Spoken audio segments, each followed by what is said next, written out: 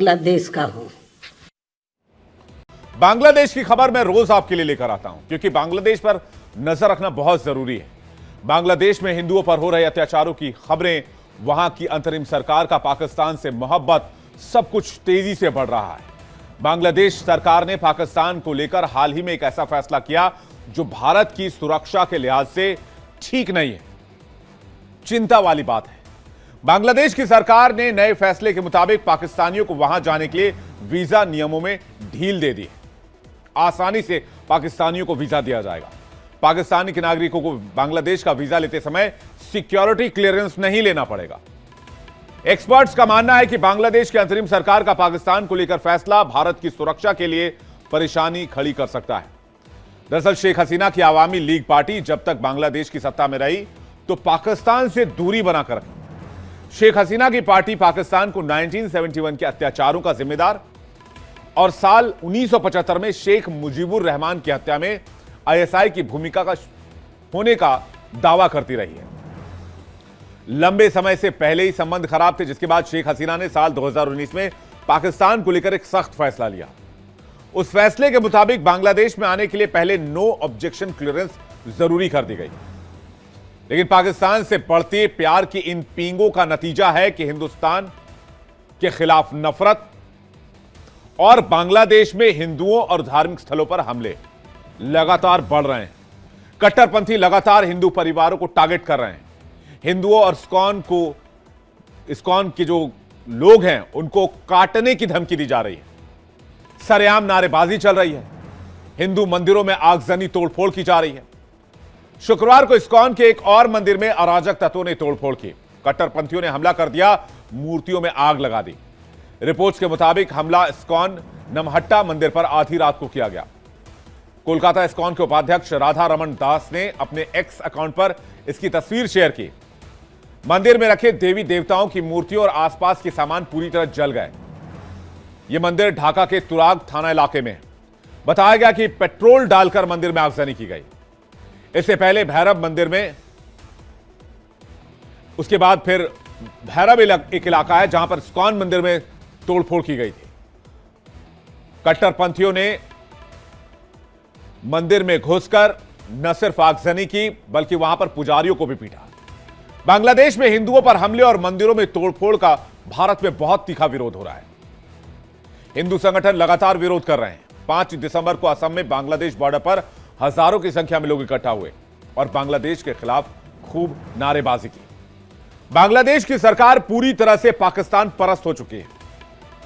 कट्टरपंथियों के हाथ की कठपुतली बन चुके मोहम्मद यूनुस भारत विरोधी मुद्दों को हवा दे रहे हैं। ढाका से खबर है कि भारतीय उत्पाद का बहिष्कार किया जा रहा है। बीएनपी नेताओं ने इंडियन प्रोडक्ट का बॉयकॉट किया। दूसरी तरफ पाकिस्तान के राजदूत को बांग्लादेशी साड़ी गिफ्ट की।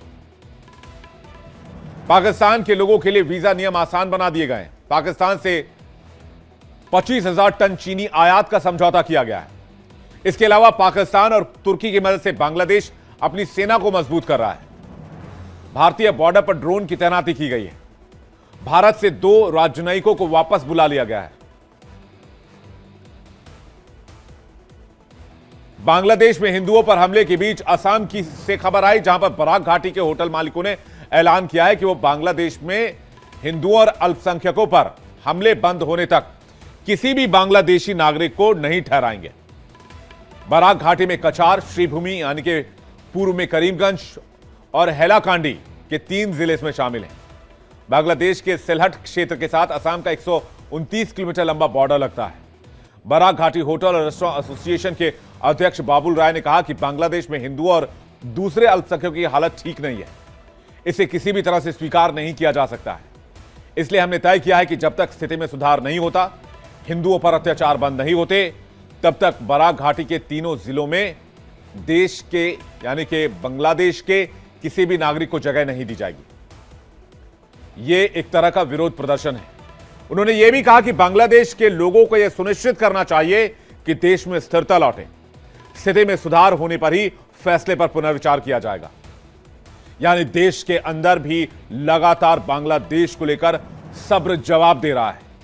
लोग अपने अपने स्तर से एक्शन ले रहे हैं, लेकिन यही लोग देश की सरकार की तरफ भी देख रहे हैं कि सरकार इस मामले में कब एक सख्त एक्शन लेगी। इधर योगी आदित्यनाथ लगातार बांग्लादेश के मसले पर बोल रहे हैं। बीते कई दिनों में उन्होंने हर मंच से बांग्लादेश में हिंदुओं पर हमले का जिक्र किया है, कट्टरपंथियों के डीएनए का जिक्र किया है और हिंदुओं को चिताया है कि अभी संभलने का वक्त है। ऐसा एक बयान उनका चर्चा में है जिसमें वो धर्म सुरक्षित होने पर देश सुरक्षित होने की बात कर रहे हैं। क्या कुछ कहा योगी आदित्यनाथ ने, आपको सुनवाते हैं। हर काम देश के नाम, हमारा हर कार्य देश के नाम होना चाहिए। हमारा व्यक्तिगत कोई अस्तित्व नहीं। हमारा देश सुरक्षित है तो हमारा धर्म भी सुरक्षित है। हमारा देश सुरक्षित है, हमारा धर्म भी सुरक्षित है। हमारा धर्म सुरक्षित है, हम भी सुरक्षित हैं।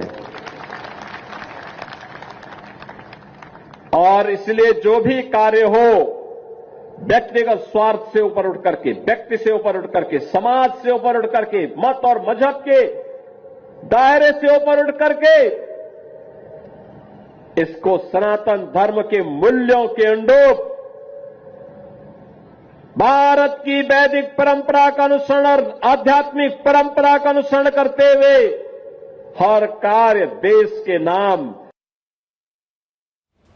बांग्लादेश में हिंदुओं पर जारी अत्याचार के खिलाफ देश भर में आक्रोश बढ़ता जा रहा है। हिंदू संगठन प्रदर्शन कर रहे हैं, साधु संत सड़क पर उतर रहे हैं, बीजेपी नेता भी प्रदर्शन में शामिल हो रहे हैं। दूसरी तरफ विपक्ष की तरफ ज्यादातर नेताओं में खामोशी नजर आती है। लेकिन बीएसपी प्रमुख मायावती ने कांग्रेस और समाजवादी पार्टी पर एक बड़ा हमला बोला है। खासकर सपा व कांग्रेस पार्टी यहाँ मुस्लिम वोट को रिझाने में लगी है। बाकी मुद्दों से उनका कोई लेना देना नहीं है। इतना ही नहीं बल्कि ये पार्टियाँ मुस्लिम समाज को भी अर्थात तुर्क व नॉन तुर्क को भी वहाँ आपस में लड़ा रही हैं। संभल में जिनकी बदौलत से संसद में दलित वर्ग के सांसद पहुँचे हैं, मेंबर पार्लियामेंट पहुँचे हैं, वो भी अपनी अपनी पार्टियों के आकाओं को खुश करने के लिए दलित उत्पीड़न के मुद्दों पर अधिकांश चुप ही बैठे हैं। चाहे वो दलितों के उत्पीड़न का मामला अपने देश का हो या फिर बांग्लादेश का हो। बांग्लादेश की खबर मैं रोज आपके लिए लेकर आता हूं क्योंकि बांग्लादेश पर नजर रखना बहुत जरूरी है। बांग्लादेश में हिंदुओं पर हो रहे अत्याचारों की खबरें, वहां की अंतरिम सरकार का पाकिस्तान से मोहब्बत, सब कुछ तेजी से बढ़ रहा है। बांग्लादेश सरकार ने पाकिस्तान को लेकर हाल ही में एक ऐसा फैसला किया जो भारत की सुरक्षा के लिहाज से ठीक नहीं है, चिंता वाली बात है। बांग्लादेश की सरकार ने नए फैसले के मुताबिक पाकिस्तानियों को वहां जाने के लिए वीजा नियमों में ढील दे दी है। आसानी से पाकिस्तानियों को वीजा दिया जाएगा। पाकिस्तानी के नागरिकों को बांग्लादेश का वीजा लेते समय सिक्योरिटी क्लियरेंस नहीं लेना पड़ेगा। एक्सपर्ट्स का मानना है कि बांग्लादेश की अंतरिम सरकार का पाकिस्तान को लेकर फैसला भारत की सुरक्षा के लिए परेशानी खड़ी कर सकता है। दरअसल शेख हसीना की आवामी लीग पार्टी जब तक बांग्लादेश की सत्ता में रही तो पाकिस्तान